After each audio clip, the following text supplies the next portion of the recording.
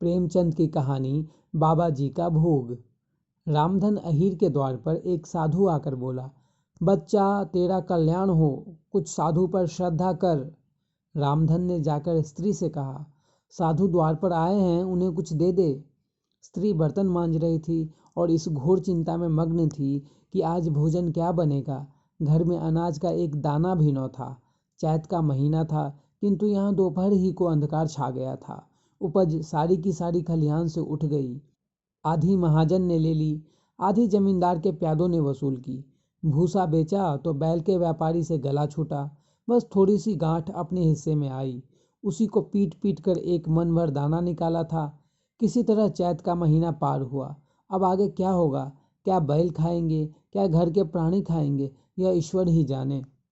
पर द्वार पर साधु आ गया है, उसे निराश कैसे लौटाएं? अपने दिल में क्या कहेगा? स्त्री ने कहा, क्या दे दूं, कुछ तो रहा नहीं। रामधन, जा देख तो मटके में कुछ आटा वाटा मिल जाए तो ले आ। स्त्री ने कहा, मटके झाड़ पोंछ कर तो कल ही चूल्हा जला था, क्या उसमें बरक्कत होगी?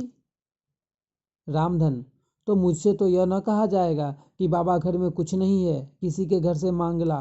स्त्री, जिससे लिया उसे देने की नौबत नहीं आई, अब और किस मुंह से मांगू? रामधन, देवताओं के लिए कुछ अंगौआ निकाला है ना, वही ला दे आऊं। स्त्री, देवताओं की पूजा कहाँ से होगी? रामधन, देवता मांगने तो नहीं आते, समाई होगी करना, नौ समाई हो न करना। स्त्री, अरे तो कुछ अंगौआ भी पसेरी दो पसेरी है, बहुत होगा तो आध सेर। इसके बाद क्या फिर कोई साधु न आएगा? उसे तो जवाब देना ही पड़ेगा। रामधन, यह बला तो टलेगी, फिर देखी जाएगी।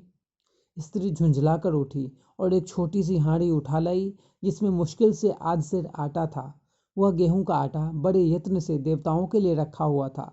रामधन कुछ देर खड़ा सोचता रहा, तब आटा एक कटोरे में रखकर बाहर आया और साधु की झोली में डाल दिया।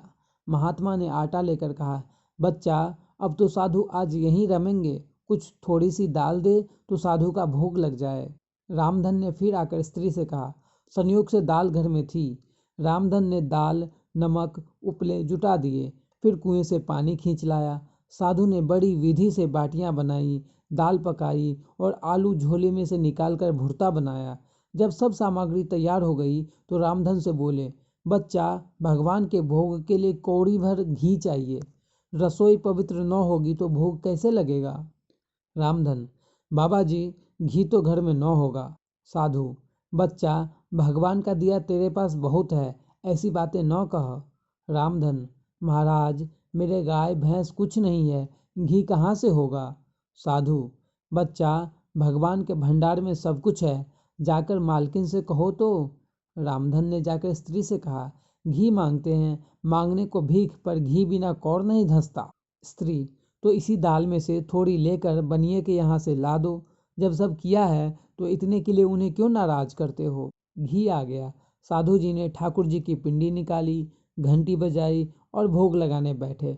खूब तन कर खाया, फिर पेट पर हाथ फेरते हुए द्वार पर लेट गए। थाली, बटली और कलछुली रामधन घर में मांजने के लिए उठा ले गया। उस रात रामधन के घर चूल्हा नहीं जला, खाली दाल पकाकर ही पी ली। रामधन लेटा तो सोच रहा था, मुझसे तो यही अच्छे।